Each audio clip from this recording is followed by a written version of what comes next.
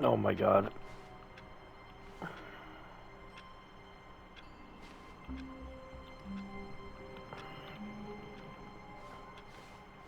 All of his co-workers were gone. What could it mean? Stanley decided to go to the meeting room. Perhaps he had simply missed a memo.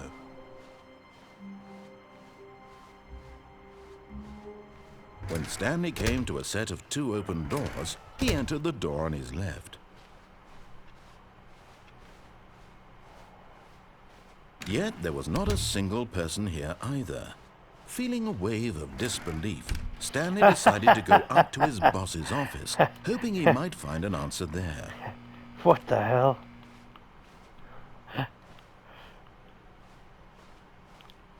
Coming to a staircase, Stanley walked upstairs to his boss's office.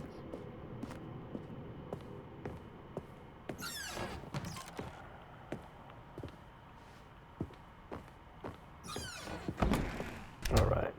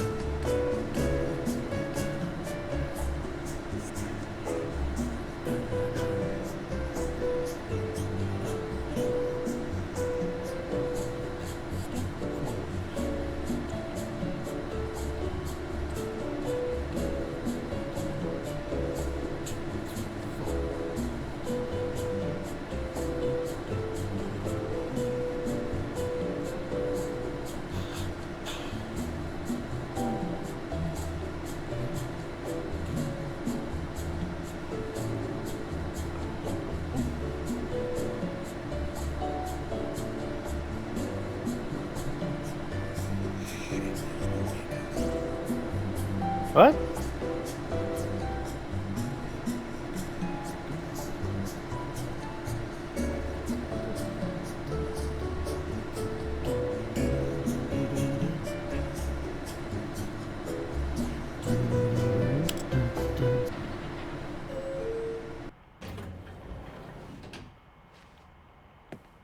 Oh, god damn it.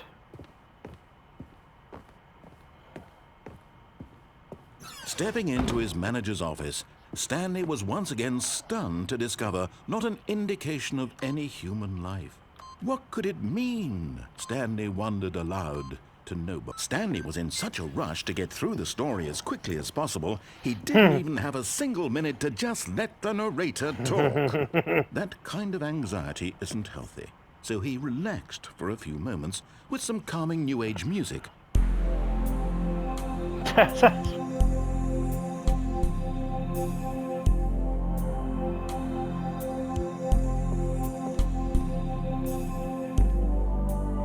Feeling soothed and rejuvenated, Stanley calmly walked forward into the opened passageway.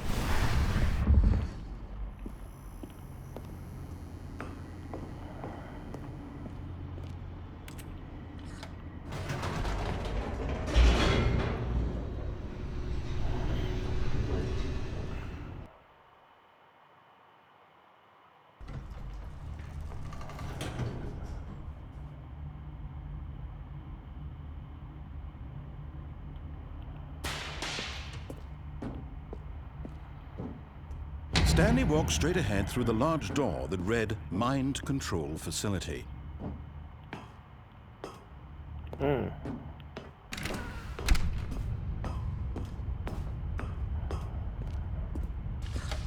lights rose on an enormous room packed with television screens. What horrible secret did this place hold? Stanley thought to himself. Did he have the strength to find out?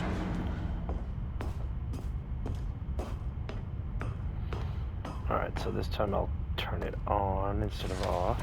Now the monitors jumped to life, their true nature revealed. Each bore the number of an employee in the building, Stanley's co-workers. The lives of so many individuals reduced to images on a screen, and Stanley, one of them, eternally monitored in this place where freedom meant nothing.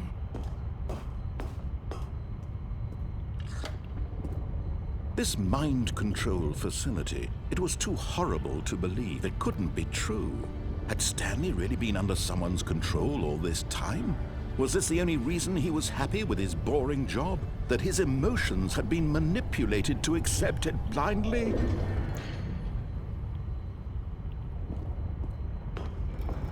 No, he refused to believe it. He couldn't accept it. His own life in someone else's control? Never! It was unthinkable, wasn't it? Was it even possible? Had he truly spent his entire life utterly blind to the world? But here was the proof, the heart of the operation. Controls labeled with emotions, happy or sad or content. Walking, eating, working, all of it monitored and commanded from this very place. And as the cold reality of his past began to sink in, Stanley decided that this machinery would never again exert its terrible power over another human life. For he would dismantle the controls once and... Oh, Stanley, you didn't just activate the controls, did you? After they kept you enslaved all these years, you go and you try to take control of the machine for yourself. Is that what you wanted? Control? Oh, Stanley, I hope you made your effort, I really do. But you need to understand, there's only so much that machine can do. You were supposed to let it go, turn the controls off, and leave. If you want to throw my story off track, you're going to have to do much better than that. I'm afraid you don't have nearly the power you think you do. For example, and I believe you'll find this pertinent, Stanley suddenly realized he had just initiated the network's emergency detonation system. In the event that this machine is activated without proper DNA identification, nuclear detonators are set to explode, eliminating the entire complex. How long until detonation then? Let's say, 2 minutes. Ah, now this is making things a little more fun, isn't it, Stanley? It's your time to shine. You are the star. It's your story now. Shape it to your heart's desires. Oh, this is much better than what I had in mind. What a shame we have so little time left to enjoy it. Mere moments until the bomb goes off. But what precious moments each one of them is. More time to talk about you, about me, where we're going, what all this means. I barely know where to start. What's that? You'd like to know where your co-workers are? A moment of solace before you're obliterated? All right, 5, 2, 1. You're gonna die anyway. I'll tell you exactly what happened to them. I erased them. I turned off the machine. I set you free. Of course, that was merely in this instance of the story. Sometimes when I tell it, I simply let you sit there in your office forever, pushing buttons endlessly and then dying alone. Other times, I let the office sink into the ground, swallowing everyone inside, or I let it burn to a crisp. I have to say this, though, this version of events has been rather amusing. Watching you try to make sense of everything and take back the control wrested away from you, it's quite rich. I almost hate to see it go. But I'm sure whatever I come up with on the next go-around will be even better. My goodness, only 34 seconds left. But I'm enjoying this so much.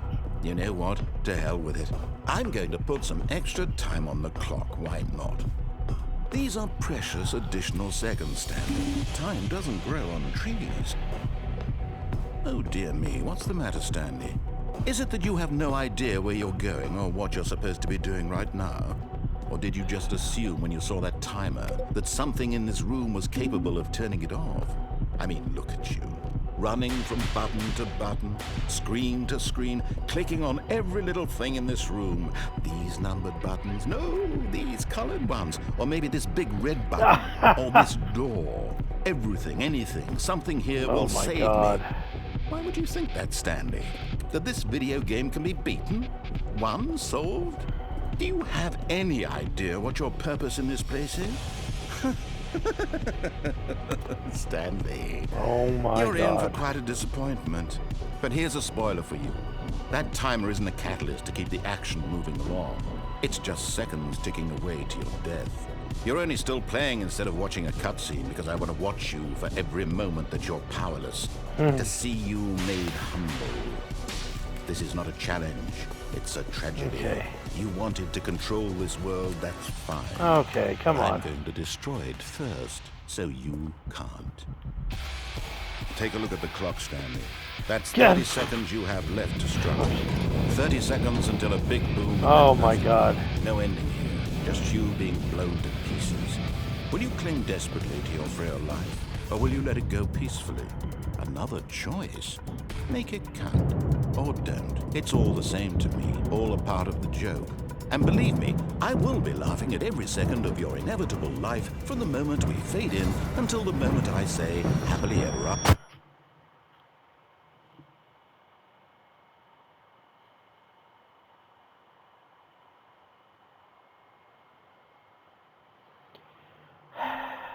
God. Stanley knew the office layout like the back of his hand.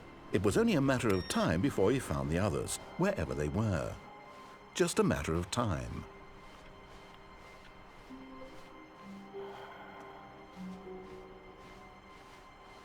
When Stanley came to a set of 2 open doors, he entered the door on his left.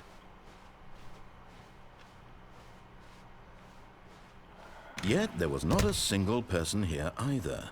Feeling a wave of disbelief, Stanley decided to go up to his boss's office. Coming to a staircase, Stanley walked upstairs to his boss's office.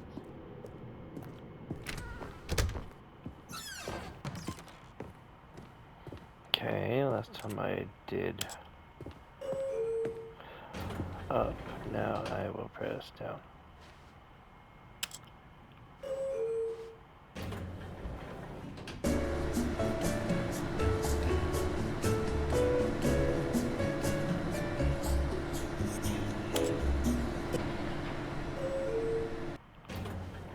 Alright, that's what I thought. Okay. Okay, I think we all know the drill by now. Blah, blah, blah. Dark secrets, the keypad. Stanley pushes some buttons. Oh, hey, look, it's a new passageway. Kill surprise.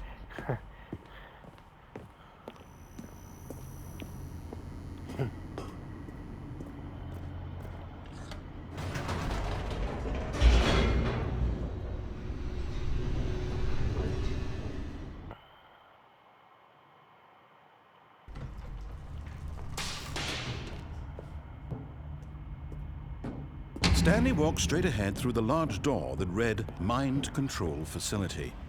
Although this passageway had the word escape written on it, the truth was that at the end of this hall, Stanley would meet his violent death. The door behind him was not shut. Stanley still had every opportunity to turn around and get back on track. At this point, Stanley was making a conscious, concerted effort to walk forward and willingly confront his death.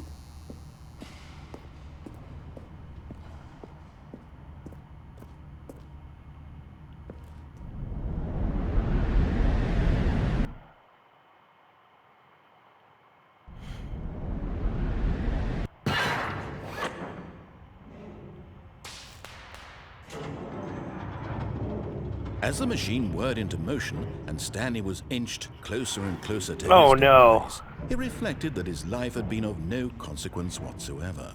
Stanley can't see the bigger picture. He doesn't know the real story, trapped forever in his narrow vision of what this world is. Perhaps his death was of no great loss, like plucking the eyeballs from a blind man. And so he resigned and willingly accepted this violent end to his brief and shallow life. Farewell, Stanley.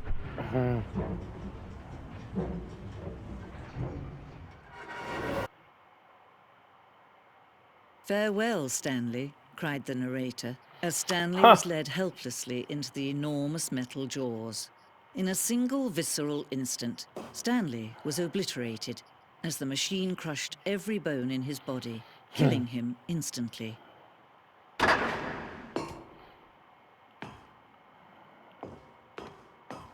What?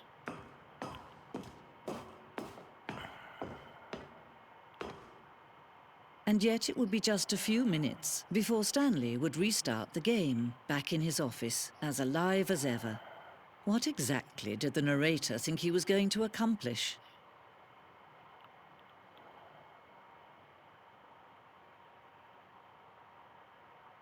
When every path you can What? walk has been created for you long in advance, death becomes meaningless, making life the same. Do you see now? Do you see that Stanley was What? already dead from the moment he hit start? What the fuck?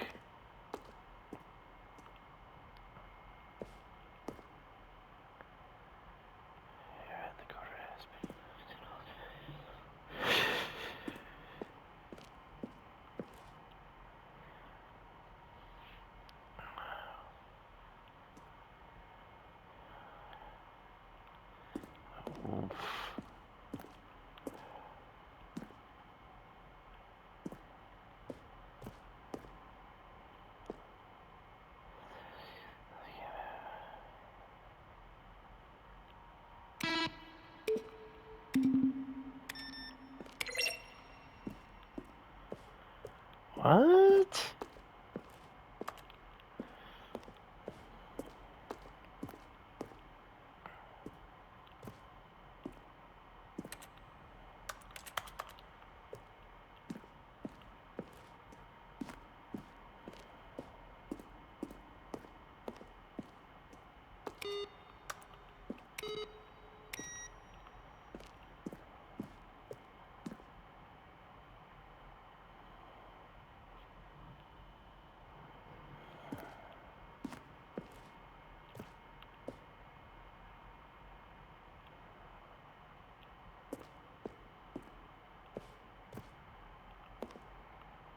Okay.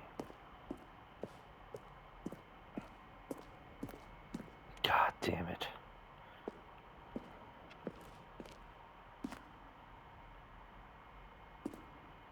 What?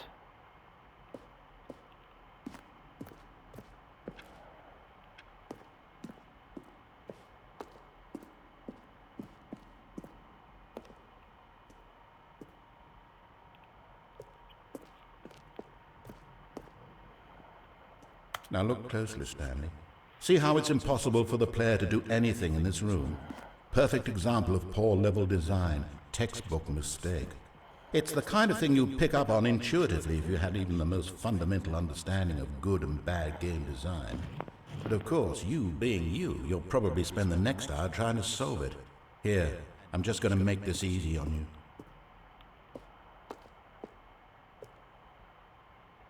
Stanley stood on the roof.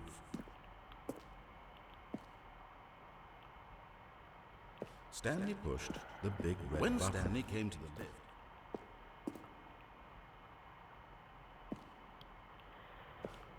Stanley pushed the big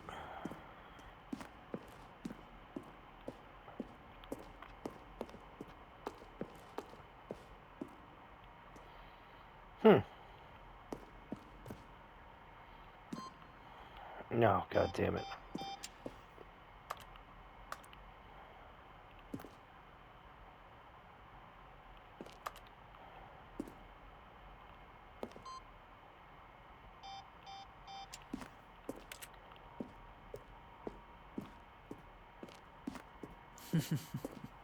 Oh, look at these two. How they wish to destroy one another. How they wish to control one another. How they both wish to be free.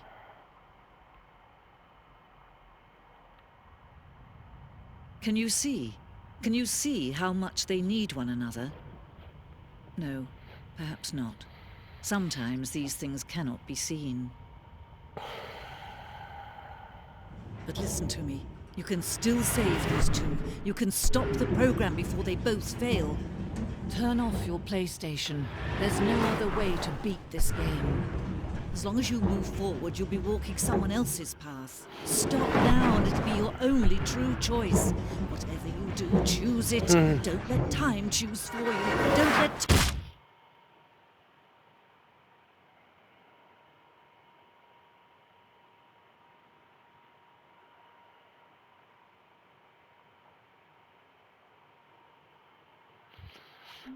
Okay.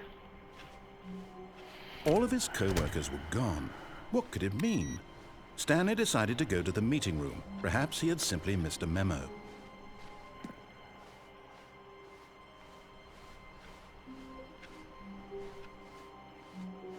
What?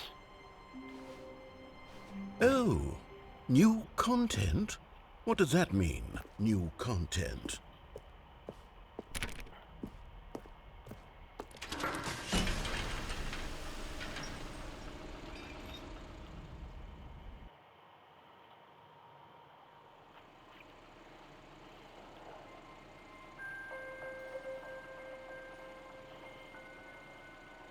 Hello, and thank you for playing the Stanley Parable Ultra Deluxe. As you may know, the Stanley Parable was a video game released in 2013 on home computers.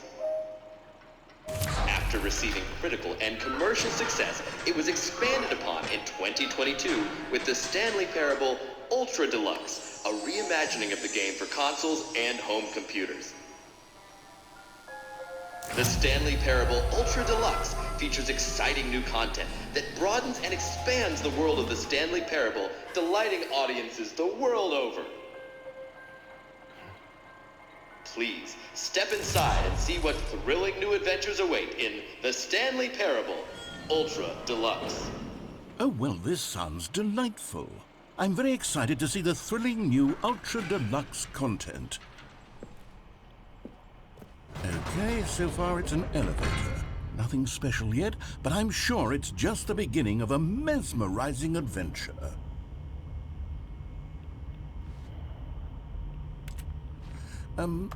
Is it broken? What's going on here? Should we be moving somewhere or... Oh, here we go. All right, finally, at long last, it's on to the new content. I've never been more ready. Let's do it.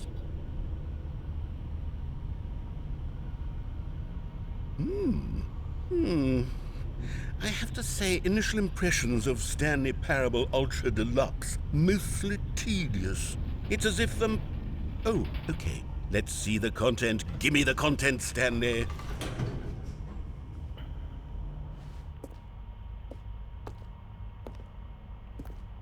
All right, let's see. It's the jump circle.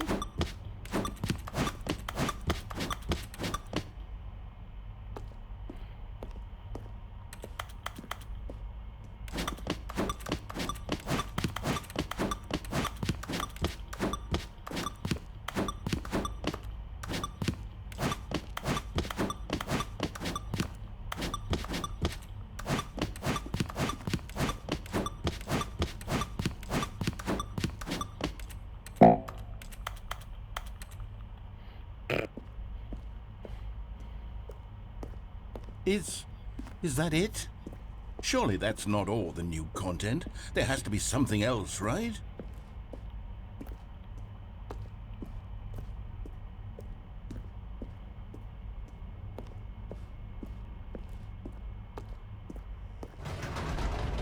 Goodness, another elevator. Stanley, I have to say, initial impressions of this game are not positive.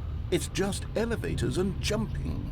Is this what passes for exciting new content? If this is new content, then I could just read you the whole dictionary. There's 20 hours of new content right there. Hell, I could count to 30 trillion. You could put that on the box. The Stanley Parable Ultra Deluxe, now with over 1,000 hours of new content. And oh, wait. There's more. Very good. Yes. I knew there had to be something else. Let's see it. I'm ready for whatever it is.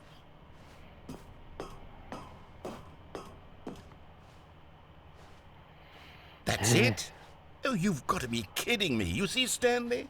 This is what happens when greedy video game developers with no respect for their fan base rush a cheap expansion to market for no reason other than to make an easy dollar. And don't get me started on the level of craftsmanship that's gone into it. In fact, I'm looking right now at the game's trophies, and it's hard to believe one of them actually says, "Test trophy, please ignore." What quality assurance department signed off on this? I'm infuriated and I'm offended, and I intend to find these people on Twitter and hold them personally accountable. It's my fault, Stanley. I built up too much anticipation around the new content, I'm afraid. It could never have lived up to such expectations. If you're still with me, why don't we just reset the game, and we'll try to get back to what the Stanley Parable is really about. No frills, no gimmicks, just you and me having a great time together like always. What do you say, friend? Okay.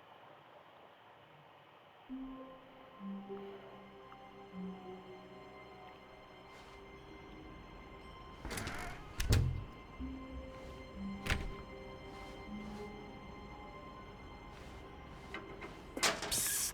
Stanley! Come over here! In the vent! I want to show you something!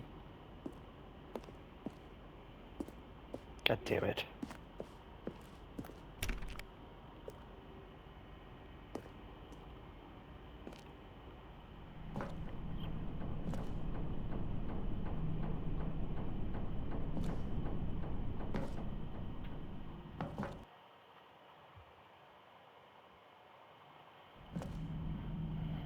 Okay, you remember how cheap and unsatisfying the new Ultra Deluxe content turned out to be? Well, it got me thinking about the past, and how much better the Stanley Parable used to be. So I made something special and tucked it away here where the game's developers won't find it. Oh, cool. Just our little secret. Take a look.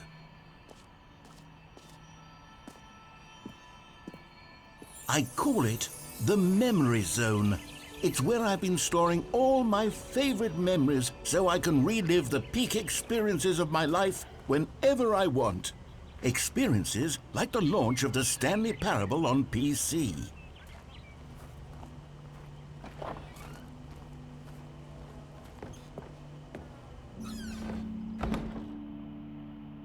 You see, Stanley, doesn't the Memory Zone remind you of how wonderful Stanley Parable was before it was sullied with a cheap PlayStation port? Remember back in October of 2013, when the game originally launched? Back then, video games had integrity.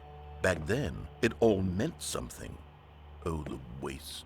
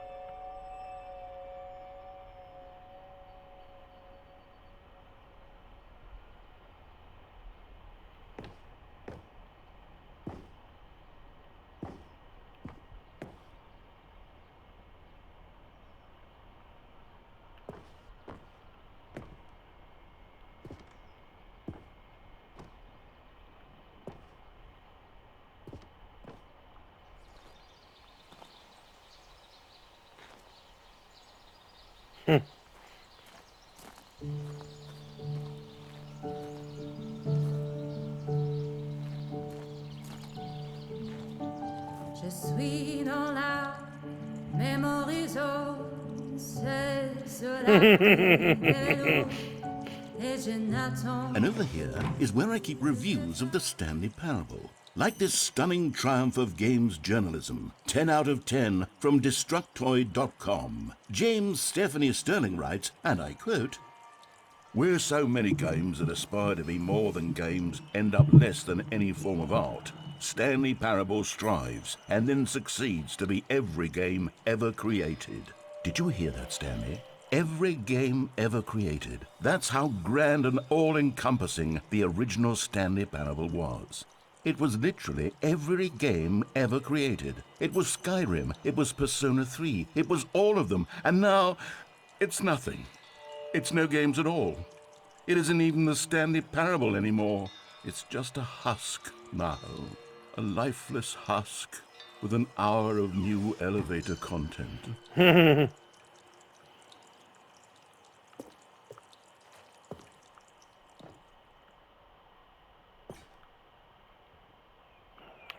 damn it.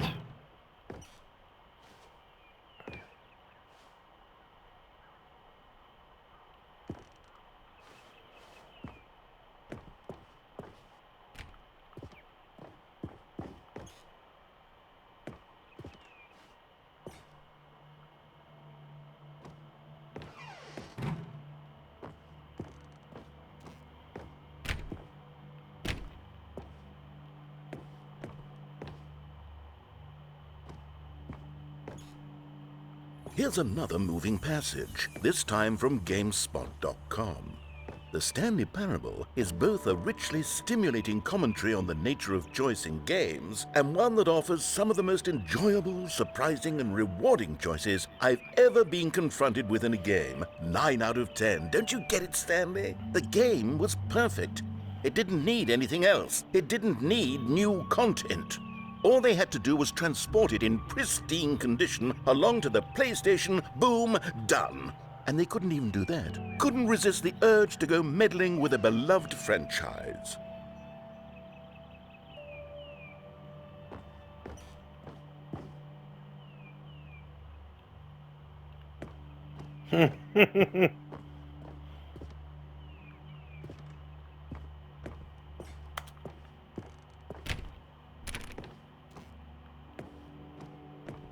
Okay.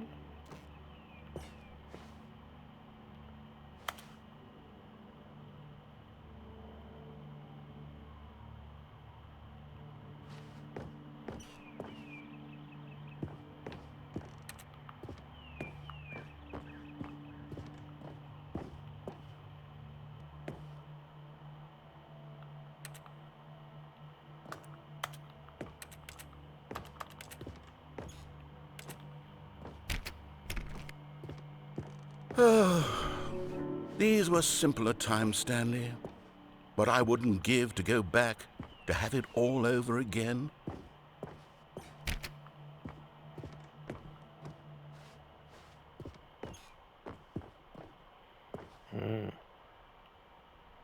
Wait, hang on. I don't recall this part of the memory zone before. What's this? What's down here? Oh no, oh God, no, Stanley. It's a collection of reviews from Pressurized Gas, the extremely popular online storefront for computer games. I haven't looked at these in years. I can't even imagine what's been collecting down here. Surely these reviews were glowing as well, weren't they?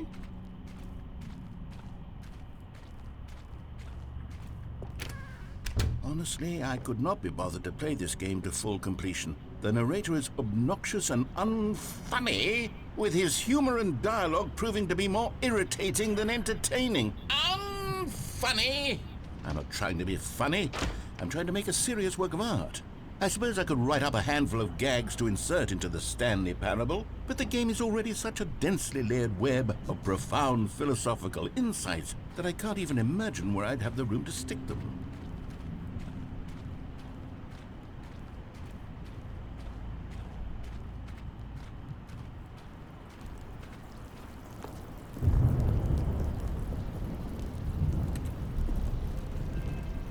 Okay, let's see what this one says. While the idea for the game is good, for someone who prefers non-linear games, this preachiness gets annoying fast. Preachy? Stanley? I'm not preachy, am I? You can tell me if I'm preachy. Honestly, you can. Oh, goodness. This is actually quite shocking for me. Well, to be honest, I had always thought of the game's dialogue as being rather terse to begin with. You can't know how much fluff I cut from the game to get it to feel as light and airy as it... Well, I always thought it did, but maybe it wasn't. Oh dear, what an awful memory to have to hold on to. These black marks on my otherwise unimpeachable track record. I feel like a failure, like I let these people down. Perhaps the Stanley Parable isn't quite as sterling as I always remembered. What's this one got to say? You constantly have to stop doing anything so the narrator can catch up with his long-winded explanations of what's happening. I wish there was a skip button. A skip button? Well, yes. Yes, I think we can do that. If I'm truly too preachy, then maybe letting you skip ahead for just a moment, surely it couldn't hurt. Not if it means we can strike these negative reviews from the record. Only positive reviews of the Stanley Parable. That's my motto today, and it's always been my motto. I'd do anything for the customer, Stanley. Yes, a skip button we shall have.